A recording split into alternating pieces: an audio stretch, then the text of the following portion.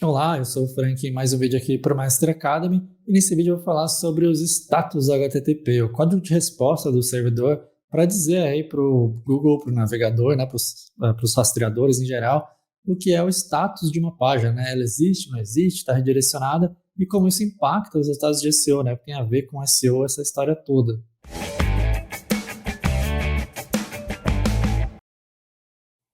Reiterando então, né, eu estou falando do código HTTP, que é o código de retorno do servidor, não do protocolo de acesso às páginas, né? HTTP, dois pontos, barra, HTTPS, dois pontos, barra, não é desse HTTP que eu estou falando, mas do código de resposta que o servidor envia para quando ele recebe uma solicitação. Por exemplo, né, quando o seu navegador solicita uma página do seu site ou de qualquer site na internet, o servidor responsável por aquele site vai então emitir um código de resposta para dizer para o navegador se aquela página existe ou não. Esse mesmo processo acontece para os rastreadores, né? Especificamente para o Googlebot. O Googlebot solicita uma página do seu site, o seu servidor responde com algum código que informa para o Google aquela página existe, aquela página foi redirecionada ou algum outro status. E aí, entre os principais, né, estão os códigos das famílias aí, 200, 300, 400 e 500. No caso aí do meu textinho da legenda, está indicado, né, como o 20x, sendo 200 de algum caractere complementar, algum número complementar, o 300, o 400 e 500 na mesma modalidade. Para falar de cada um mais individualmente, o código 200, né, a família de resultados aí, 20x, né, 200 sendo o principal deles, é o código de retorno que está tudo ok. Então, a solicitação aconteceu, o servidor identificou que ele possui aquela página, né, aquele endereço rastreável, está disponível, está online, ele devolve então para o navegador ou para o rastreador, né, a tal página solicitada e está tudo ok. Em termos de SEO, é o cenário perfeito, né? Foi solicitada uma página, a página foi entregue, fim de papo. Daí para frente as coisas podem ficar um pouco mais interessantes. No caso da família aí 300, né, o 30x, então os códigos mais famosos são o 301 e o 302. Ambos códigos representando aí o redirecionamento. Também existe o 307, algumas outras variações, mas principalmente, né, o código 301, que é aquele indicativo de que um endereço foi redirecionado permanentemente. Então, acontece a solicitação, né, o navegador, um rastreador solicita uma página, o seu servidor, reconhecendo aquela URL, percebe que ele tem lá nas configurações dele dizendo que aquela página foi redirecionada para outro endereço, ele devolve, então, essa informação, né, a página foi redirecionada permanentemente com o 301 e qual é o novo endereço que aquela página se encontra.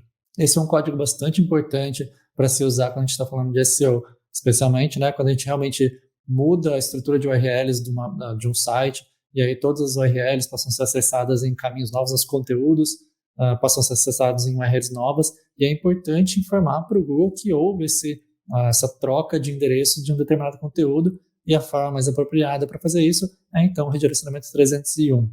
A Canonical Tag é um paliativo também, mas especificamente falando de códigos HTTP, o 301 é o ideal. Diferente do 302 ou 7 ou outros que indicam o redirecionamento temporário. E aí o redirecionamento temporário, ele dá a informação, falando de SEO, né, para o Google, de que aquela página vai voltar ao normal. Às vezes ela está com algum erro, às vezes foi uma ação temporária para remover, para não utilizar aquela página naquele determinado período de tempo, e o Google, por padrão, tende a esperar o retorno daquela página. Qual é a diferença, então, de usar o redirecionamento permanente ou temporário?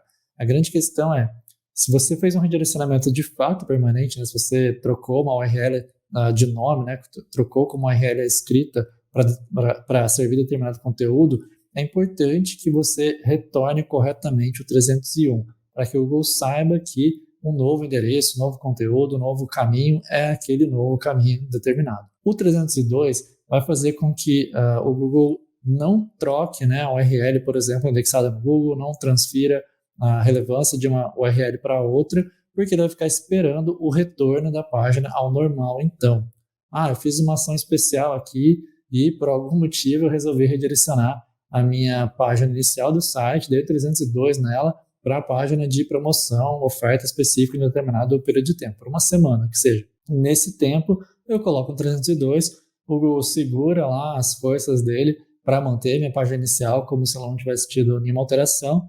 Passou uma semana, eu removo 302, volta tudo normal, para o Google praticamente nada muda, né? Efetivamente nada muda. Já o 301 indicaria para o Google que eu mudei permanentemente, né? Não tem mais minha página inicial, agora meu novo endereço é aquele lá da oferta, da promoção que eu estou fazendo.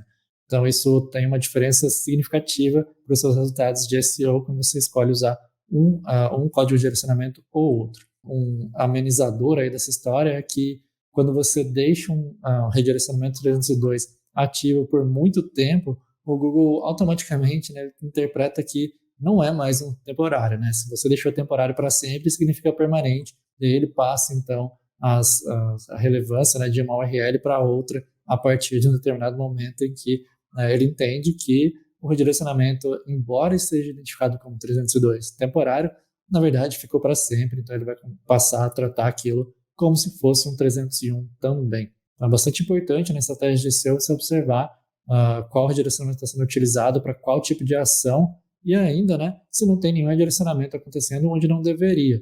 Aí você poderia estar prejudicando até posicionamentos por conta de redirecionamentos indevidos.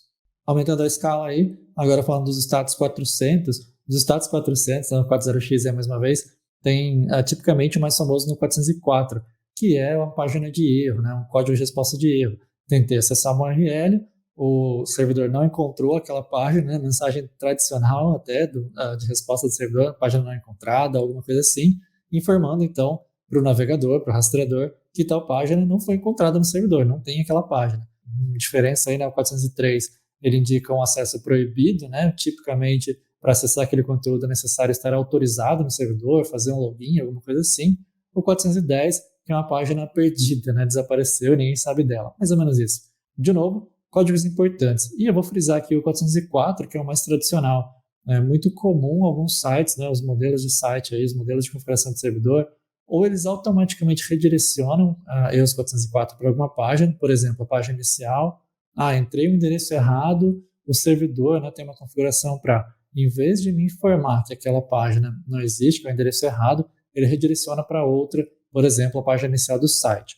Tem um relativo problema aí em termos de SEO, que é você não identificar suas páginas com erro e ainda, né, você está transferindo um monte de links para a página inicial do site. Esse pode até ser um ponto menos ruim, mas você não conhecer as suas páginas que poderiam estar recebendo os links, só que alguém escreveu alguma coisa errada na URL e aí aquela página específica perdeu o link, é bem ruim, né? É mais interessante que a sua página específica receba o próprio link. Digamos assim, no meu site eu tenho lá minha página do curso de SEO para e-commerce, e aí as pessoas vão escrever o e-commerce com um M só, né? Em vez de 2 M's, usar um M só. E a minha tratativa, em vez de identificar aquela página que ela está errada, né, que alguém colocou um link para a minha página de forma errada até, é redirecionar para a página inicial.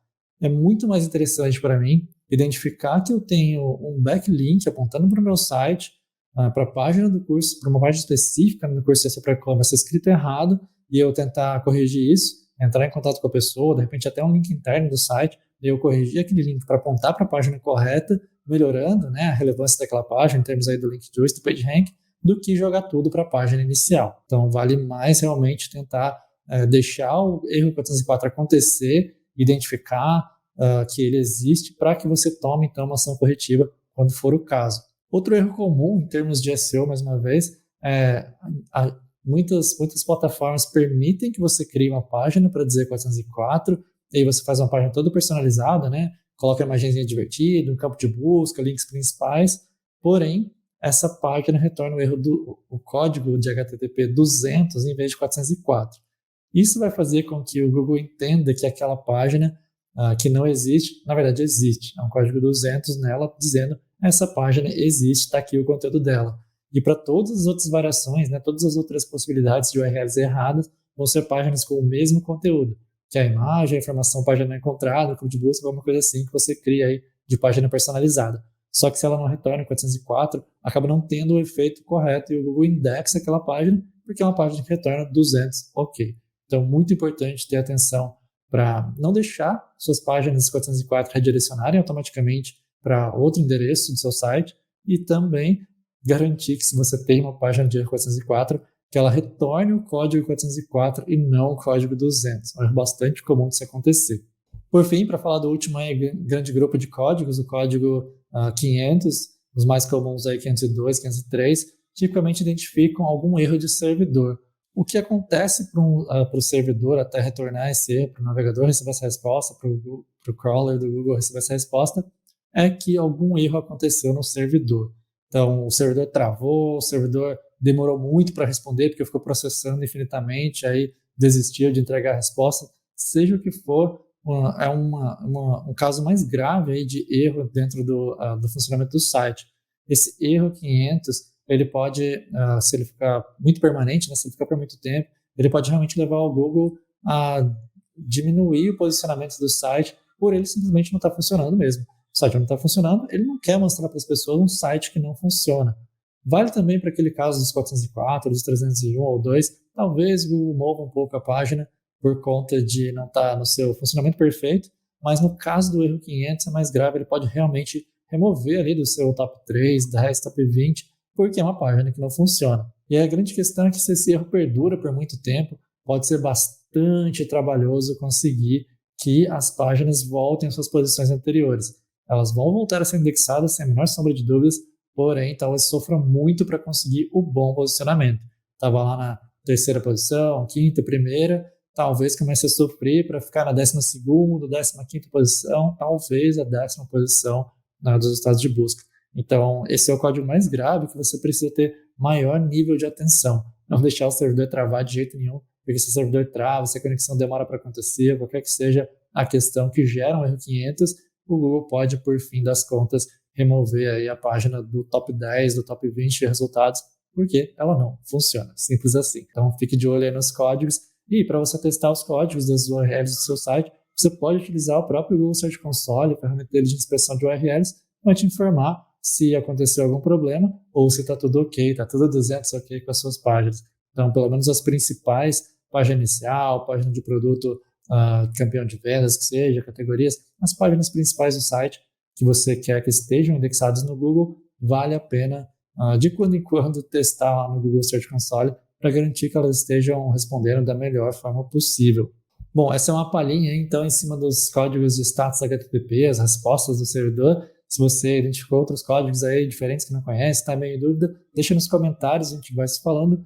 Para você que ficou até aqui, espero que você tenha curtido o vídeo, deixe seu joinha aí, assina o canal, se você ainda não assina o canal. Para você que já assina o canal, meu muito obrigado e até a próxima.